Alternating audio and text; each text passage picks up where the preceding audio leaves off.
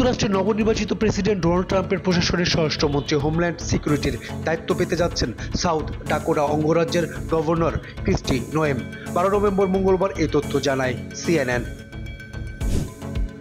সিএনএনের তথ্যে জানানো হয়, ক্রিস্টি নোয়েম ট্রাম্পের রানিং মেট ভাইস প্রেসিডেন্ট প্রার্থী হতে পারে বলে নির্বাচনের আগে আলোচনা ছিল। 2022 সালে নির্বাচনের বড় জয় নিয়ে দ্বিতীয় মেয়াদে সাউথ ডাকোটায় গভর্নর নির্বাচিত হন ক্রিস্টি।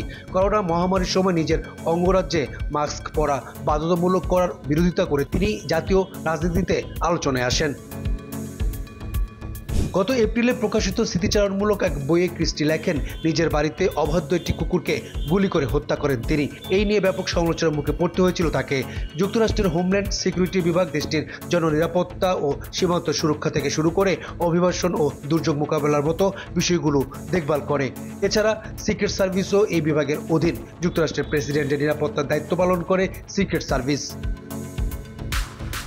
আগামী 20 জানুয়ারি যুক্তরাষ্ট্রের 47তম প্রেসিডেন্ট হিসেবে দায়িত্ব নেবে ট্রাম্প। তবে তার আগে অনুগত ও মিত্রদের নিয়ে প্রশাসন সাজাতে শুরু করেছেন তিনি। সবার আগে তিনি হোয়াইট হাউসের চিফ অফ স্টাফ হিসেবে তার প্রচার শিবিরে কোচিয়ান সুচি ওয়াইলসের নাম ঘোষণা করেন।